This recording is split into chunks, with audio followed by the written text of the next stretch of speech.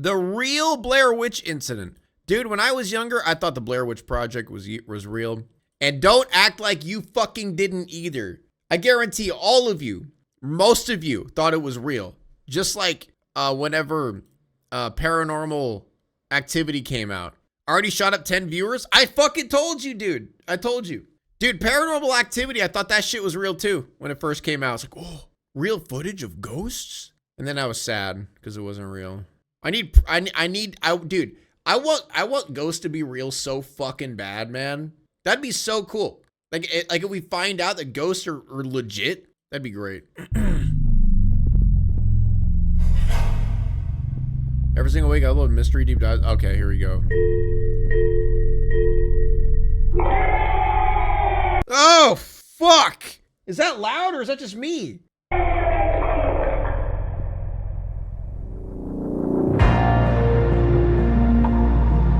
I don't know. I thought Cannibal Holocaust was worse. Yeah, I'd fucking say so. What kind of... I don't know.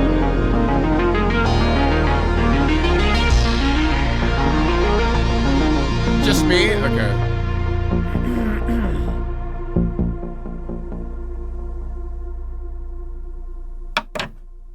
Yeah, real animals died for that movie. Now it's loud? Okay, it's not. We'll turn down a little bit.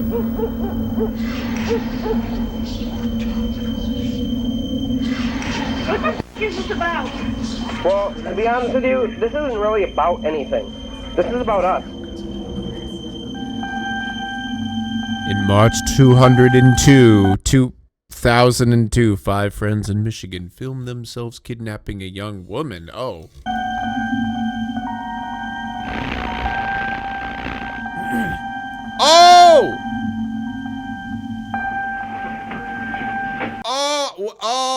Oh! Okay, maybe I haven't seen this one. Dude, I thought it was like the one with like the two friends that like kidnapped their other friend and killed her and were like talking about how cool it was and shit. Shall I get her halfway done? Annie out. Stop right now. It is 2025. Dude, that is a cool ass monitor. I actually considered getting one of those monitors, like the ultra wides. Honestly, I would prefer it over my triple monitor setup, because honestly, 3 monitors is annoying. It's a late night, unassuming, quiet. Your room is so clean. Blair's on your bedroom TV, filling the void of darkness around you. My room looks like shit. It's peaceful, comfortable even. You scroll through Reddit, searching for something to pass the time. Before, out of nowhere, a lone post by an Emerald Spring populates your feed. They're searching for something, some sort of lost documentary called The Real Blair Witch. There seems to be so little information about this documentary out there and absolutely nowhere to watch it. I recall it being on TV, and there's 1 or 2 references to it out there. It has nothing to do with the Blair Witch Project and is more of a true crime documentary. I'd love to see it again, and it's frustrated me for years now not being able to track it down. It must be out there in some archive somewhere, but I'm guessing its lack of availability kind of makes it lost. At first glance, this seems relatively unassuming. Yet another lost media mystery with hardly a lead to go on. Yet the name, The Real Blair Witch, shrouds it in this weird tinge of dread. I don't know what it is, but something about the way this is framed, the lack of information, something about this has sparked something. It has? Within their post, Emerald Spring provides a link to its IMDb page, revealing that there's oh shit, hardly anything to go off of. The page is barren. Just one review, a release year, and director. The only tangible bit of info here is the plot summary. A group of teens from Flint, Michigan film themselves kidnapping and terrorizing a new acquaintance before taking her out to the woods and dumping her in a shallow grave. They then taunt their terrified and blindfolded victim asking if she had any last requests before they cut her throat. But was the kidnap real or just a game? What's revealed is an extraordinary and disturbing record of a night when something went terribly, terribly wrong. What? Well, now you've got my attention. He said wom. He didn't say well. He said wom. Well, Wom. well, He says a wom. well. Wom. How do you say? You say well? Wom. Wom. Wom. Like how do you? Well. Wom. Wom. Well, Wom. now you've got my attention. Nom. He says wom and nom. Wom. Nom. You got my attention. I'm sorry. Oh God. My ADHD is strong today. With such a graphic, visceral description of such an inhumane crime, curiosity in this case took off on Reddit. Comment after comment poured in, expressing interest in tracking this footage down. Most believed in its existence, others not so much.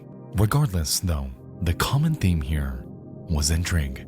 The Blair Witch Project, back when it came out, was horrifying, and the implications of Or someone Nexpo, recreating y'all are this in real bullies, life. dude. It's not like he's like. It's a mistake. It's not like he has an ailment where he can't say well correctly. He just said it different. To torment a very real person sounds I was like joking. It's I don't care. of a nightmare. What in the world did Emerald Spring watch back then? What truly is this? Over the following weeks, whispers about the doc's existence would trickle in. Mentions in online articles. A trailer on a production company called Raw TV's own Vimeo page. But what really Sounds sent like this a- mystery into the stratosphere Sounds like a was porn site. Raw TV. nearly an entire year later when a Redditor named Transbian8787 would chime in with the revelation What the fuck? A fucking trans person or something? Transbian? Is that like a lesbian trans combo? What the fuck? Sorry. that no one saw coming. The real Blair Witch, as it turned out, was very real. However, once Pandora's box was opened and the internet began to sink their collective teeth into it, it was realized that this story is much, much stranger than anyone had imagined. The real Blair Witch isn't just a film. It's a glance into one of the eeriest, most bizarre incidents that I have ever read about, ensnaring nearly everyone involved. All right.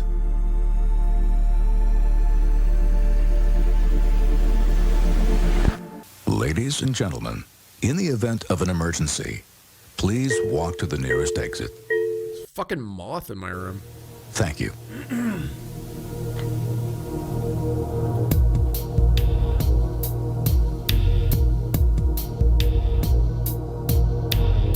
1999. Yeah, I wasn't even born yet. When the Blair Witch Project hit theaters in 1999, it didn't just scare audiences, it changed the horror genre. More than just a film, it became a psychological experiment that made people question what was real and what wasn't. The setup was simple. 3 young filmmakers set out to document an old urban legend, only to vanish without a trace. What remained was the footage they left behind. But unlike traditional horror films, this story had no scripted feel, no heart-stopping jump scares, just raw, unfiltered horror. The shaky camera work, improvised dialogue, and eerie silence between panicked breaths all made it feel as if it were set in reality. And that was exactly the point. The movie, as you'd expect, became an overnight sensation, shattering records and opening the door to a completely fresh, realistic, and raw form of terror. However, its impact stretched well beyond the film industry. Suddenly, horror fans, amateur filmmakers, and thrill seekers were heading into abandoned locations and recording eerie footage, and the internet soon became a breeding ground for low-resolution videos claiming to document real paranormal encounters. Some were easily debunked, others less so. And that's where things began to take a strange turn. Because when an entire generation Ghosts? starts to believe that some of the most terrifying things can be caught on a simple high-8 tape, it's only a matter of time Real? before someone tries to prove it.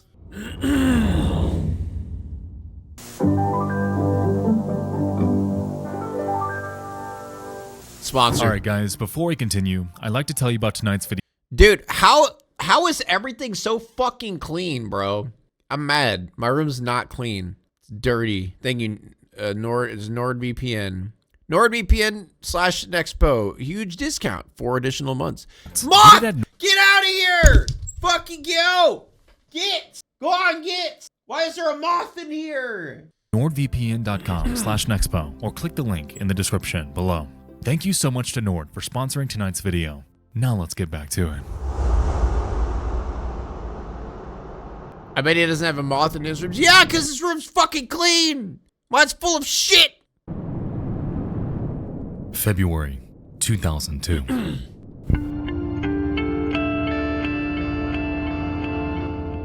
It's a frigid night in the town of Flint, Michigan, and a 19-year-old named Danielle Taylor crosses paths with a 20-year-old Travis Peya. Yo, why is his neck like bigger than his head? Student with big dreams of making horror films. Peya shared a house with a man named John Cockrell, another student and self-proclaimed horror fanatic. Their house, it was the spot per se, the hangout for their tight-knit circle, which included a James Carwile, Christina Lum, and Derek Faxlinger. At first, everything seemed mundane The within the friend flax-slinging group. slasher? Danielle would visit the house a handful of times, and nothing seemed all that out of the ordinary. Just a few weeks later, on the night of March 6th, however, their entire dynamic would, out of nowhere, take a dark turn. By complete surprise, Danielle was restrained, blindfolded, handcuffed, and threatened with murder.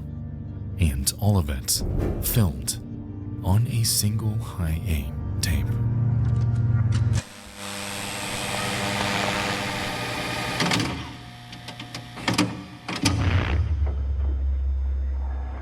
Say hello. Okay, I have a question for you. The video opens inside a dimly lit house, bathed in the eerie green glow that can only be provided by an old-school night vision camera.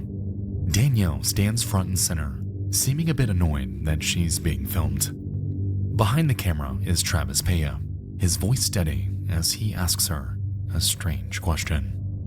What would you say if you knew this was your last day on Earth? Danielle smirks, brushing off the question with a simple, fuck you. There's a heavy undercurrent of something else, though. Something unspoken.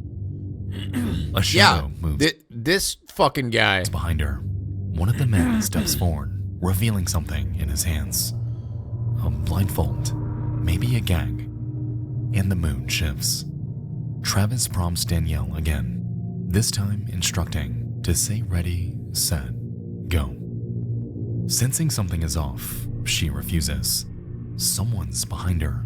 Something is up here. Yeah, I don't like this She at all. turns. What the fuck? Yet before she can react, multiple hands grab at her. She barely has time to respond before she's wrestled to the ground. She fights briefly, but it doesn't take long for her to realize she isn't getting away. Whatever this is, it's happening. The scene cuts.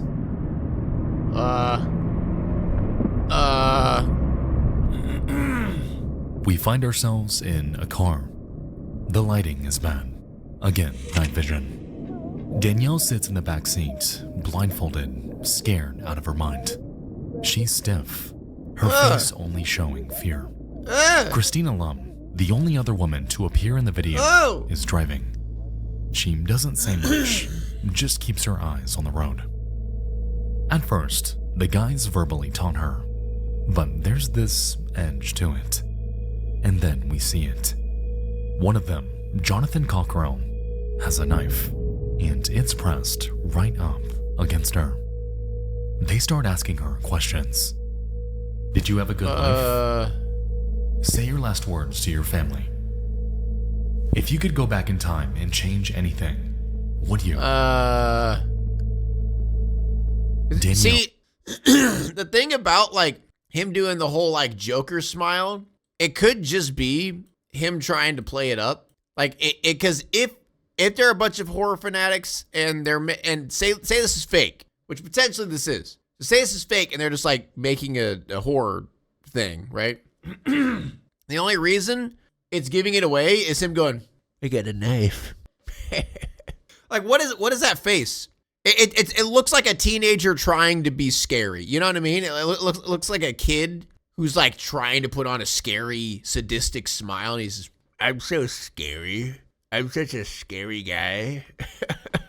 Like, it looks like Dream's face for me. Yeah, that's what I'm saying. It's like his like goofy, scary like smile is just. No hesitates. She tells her mom she loves her. She says she's sorry for everything. She tells those in the car with her that she has nothing to say to them. Nothing she says won't be right anyway. No one reassures her. No one tells her it's okay. And the video cuts again. Deep in the heart of the forest, the camera follows as James carries Danielle over his shoulder. The group moves with a sense of purpose, heading straight for a spot they've already prepared. A shallow grave, barely 2 or 3 feet deep.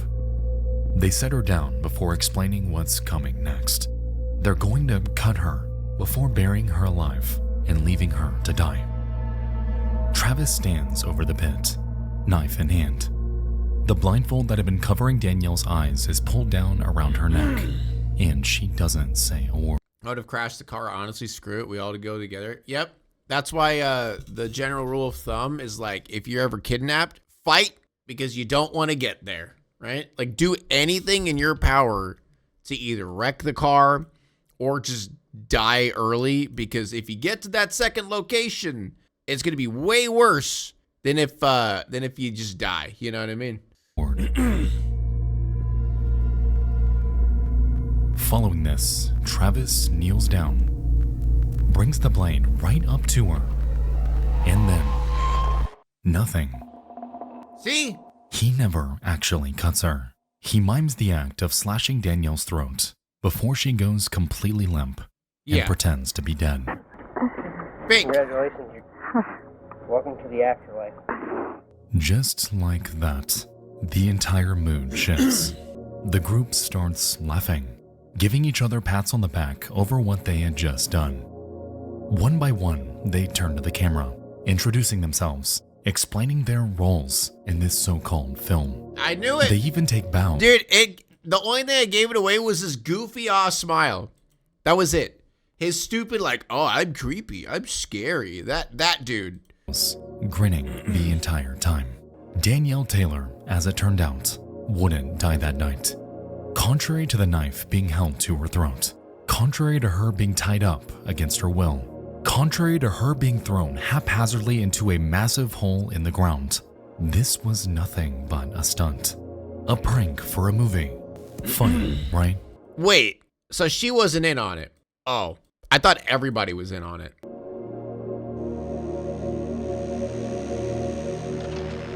Halting the recording, the group unties her, harping on just how realistic, how entertaining her reaction was.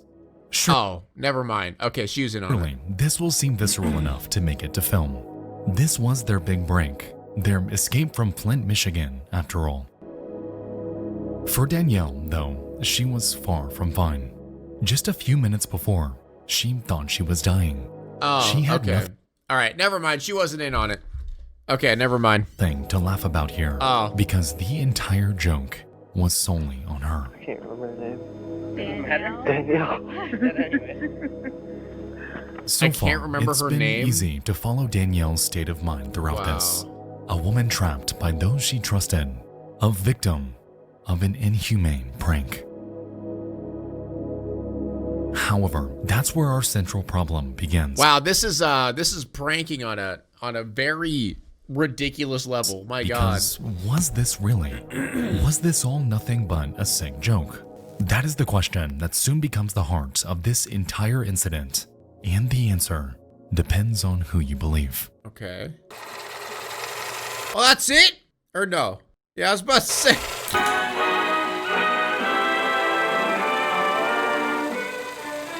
It looks like an ordinary day in the USA, but in the city of Flint, Michigan, all is excitement. Even the small fry are buzzing. And the older boys and girls are let out of school. Oh, this is a day. The whole town's a bustle. Yes, sirree, there's going to be a parade, too. And what's a parade without festive bunting and gala decorations? The city of Flint, Michigan is undoubtedly one of desolation. It's a place once bustling, lively, full of opportunity.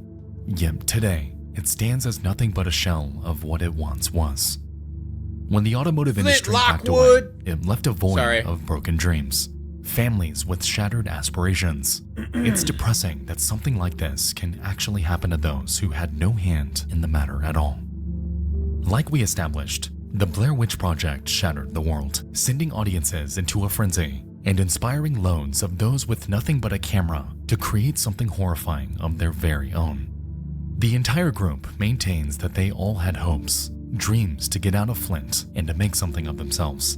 And while they could have chosen a myriad of ways to do that, the film industry, for once in its near century-long history, felt like something. See, that's why Midwest emo is all about, I hate this town and I want to fucking move. Like that's why that's the stereotype. It's because no one wants to fucking live there. Most of the towns are shit, you know? Attainable, a vehicle to a completely new life. What happened to Flint? Did I miss something? Am I just stupid? What happened to Flint? Help me out, chat. You need to be my knowledge checker. Water crisis? Oh, there's a water crisis? Okay.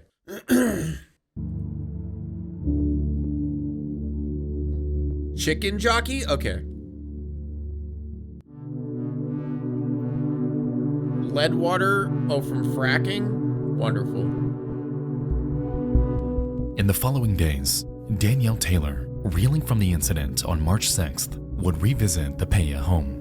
It was done on invitation, a night for all of them to rewatch their masterpiece. Yet for Danielle, she had other plans. Uh-oh. Is she gonna get him back? Is she gonna get him back? Fight. We put a gag in your mouth and throw you in the trunk. If you relax and accept death and what's coming to you. After the tape ran its course, she secretly swiped it, replaced it with another, and after the events of that night had wound down, she set out to report the entire group. Oh, let's fucking go! Yeah! Let's go! She fucking got him! Within a week, the lives of Jonathan Cockrell, Travis Peya, Christina Lum, James Carwile, and Derek Vaxlinger, everyone involved in perpetrating this stunt, would change.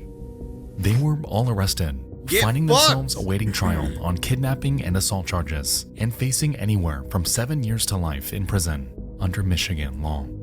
Contrary to their claims of simply aspiring to create a horror movie, Danielle Taylor maintained that she had no idea about any of this. To her, this was all very real, and given our glance at the footage, that's so terrifying. It's easy to empathize with her.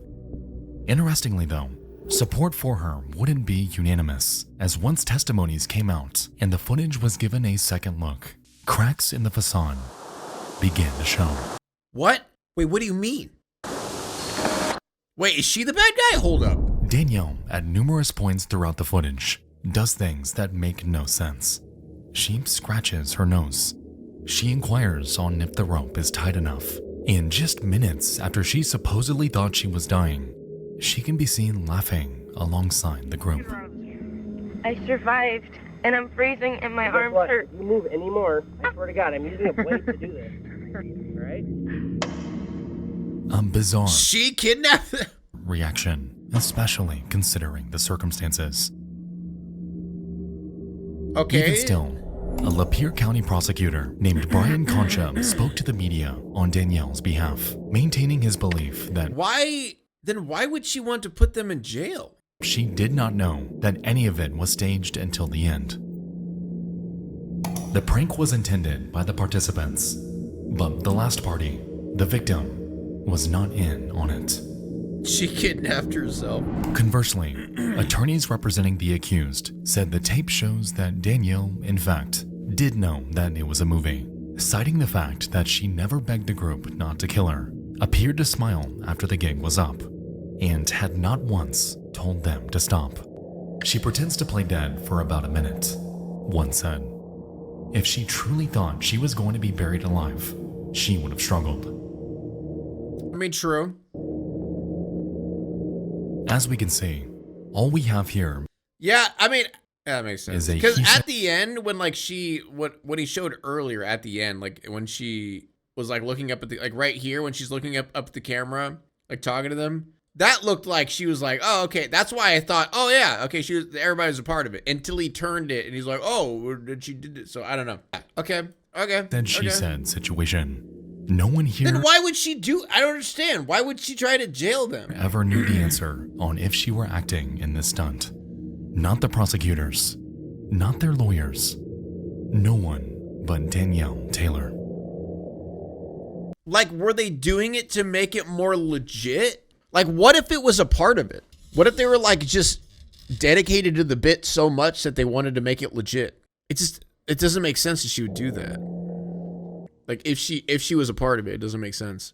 In the midst of an intense legal battle, Christina Lum had turned on her group of friends, accepting a plea bargain on a reduced charge of attempted felonious assault, and received a suspended 6-month sentence pending the completion of probation. Derek Faxlinger was ordered to pay a $200 fine.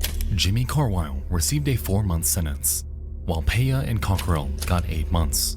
All suspended sentences Oh, wow. following the completion of probation. All of them inevitably served their time and got out. However, in the end, another affliction entirely would befall them.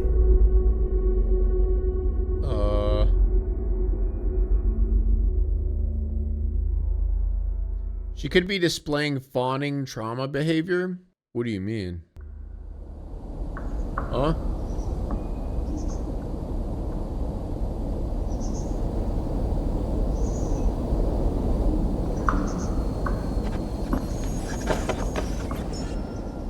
Is someone gonna die? Fight, flight, freeze, fawn. I've never heard of fawn. People-pleasing response. One of the panic responses, fawning, is to immediately gain rapport with the assailant. Huh. Interesting.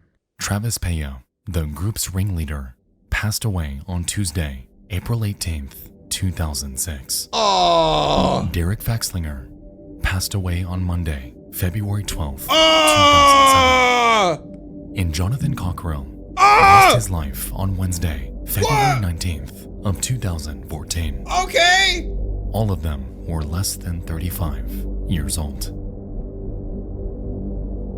Almost like a curse, 3 of the 4 men involved What the in the fuck? Blair Witch incident had died before their lives could even get off the ground, and any information surrounding them, barren.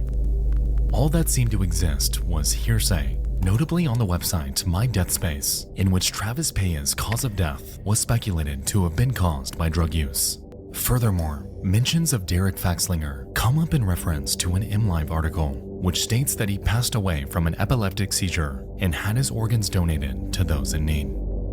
Even still, though, nothing definitive on whether this came from the fallout of the real Blair Witch ever came up. Onlookers then were just as conflicted, just as confused as all of us today. The fuck?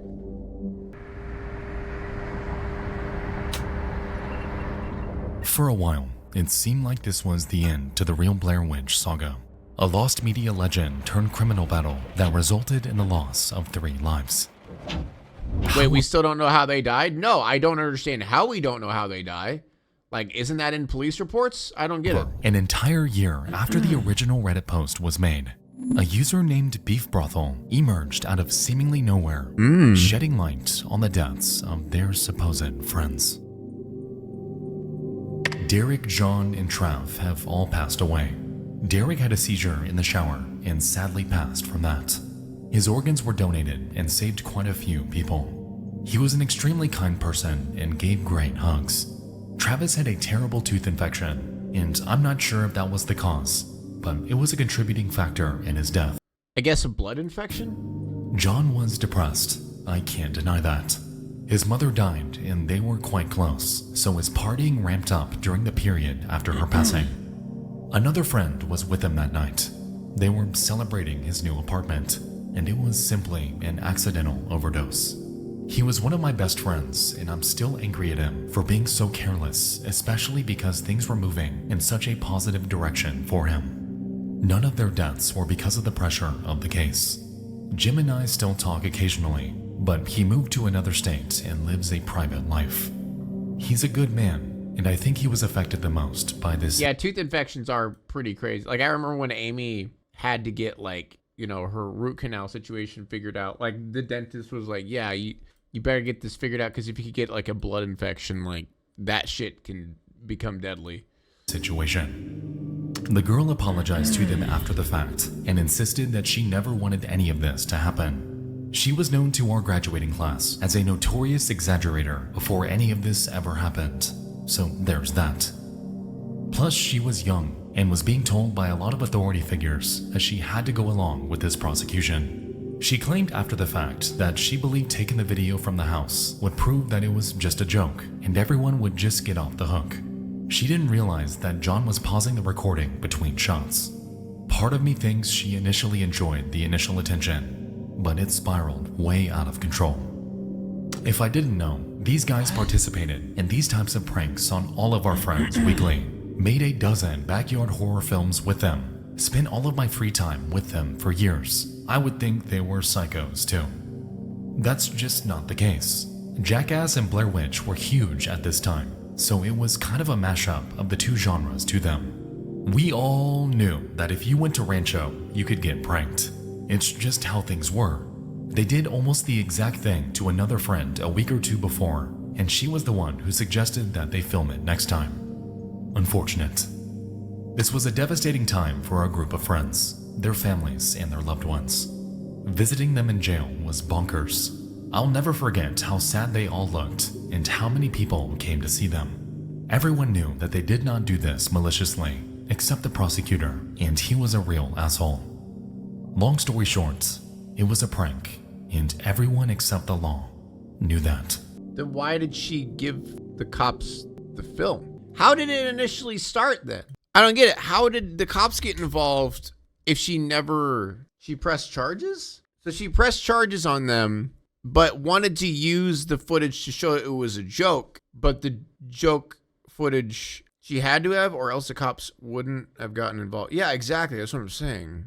Sounds like a dumb kid. It just doesn't make any sense that she would do it in the first place. Say hello. Hi. Okay, I have a question for you. You just said hi. But if you had one thing to say, if this was your last day on Earth, what would it be?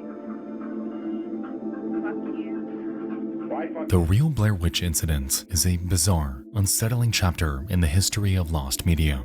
A story that serves as both a reflection of our deepest fears and a reminder of the human capacity for cruelty. How far would you go for a chance to escape a place in which you have no future? Was Danielle in on things, or was she truly terrified for her life that night? I've always said that lost media, by nature, carries this enduring sense of mystery. And in my I thought opinion, she wanted this attention one and didn't is no actually want to different. press charges. It is, and always will be, eerie. A look into the lives of intense... Yeah, I don't think she had anything to do with her death. But at first, when it started, I was like, hold up. Maybe she did, but nah. Yeah, I think it's just conflicted happenstance. individuals. But if there's one thing to take away from all of this, it's that we may likely never, ever get our hands on the full original tape in its entirety. The story of Danielle Taylor will forever live on through the lens of news reports and documentaries. And in its wake, an unsolvable question. Did she truly know? Perhaps we never will. A lost media mystery that may never find a resolution. If she testified, that'd be perjury. Yeah, I'm curious about like what she said on the stand. I feel like that would have been a good thing to add into this video. If there's actual footage of her like speaking, like I'd like to see what she said. Because this is confusing. Like the thing that's confusing is like why? Like why? You know, what do the comments say? It's just a prank, bro. It is a bit weird that so much strange shit seems to be geographically attached to places with high lead in the water, eh? Sus. To be very honest to her, she might have been swapping between being scared and thinking her friends were joking. Her playing dead may have just been shock, and her laughing after could have been nervous laughter, realizing you were... I mean, yeah, it could... That's a good point. It could be a combination of both, where, like, she knew her friends did these pranks, so she was, like, conflicted on, like, okay, like, this is probably just pranking me, right? But, like, then they keep going, and she's like, okay, it's kind of making me freaked out because I can't tell if you guys are joking or not. You know what I mean? I remember this. One of their defense arguments in court was that the knife had tape on it. Me, a Flint native who is also a true crime junkie horror fanatic, and I've never heard of this in my life. Because trying to prank your friends by tying them up and dragging them into a dark forest and throwing lots of dirt in them while they claim that they're going to stab you isn't crossing boundaries at all. I mean, I agree on that. Unless you are fully in on it and you agreed to it. But I don't know. That's a tough one. Now it's time to walk away. I hope you enjoyed your stay. Did you laugh or cry or maybe subscribed? I'll thank you either way. You know I will miss you. I hope you return. Tell your friend or your mother to get me more views, please.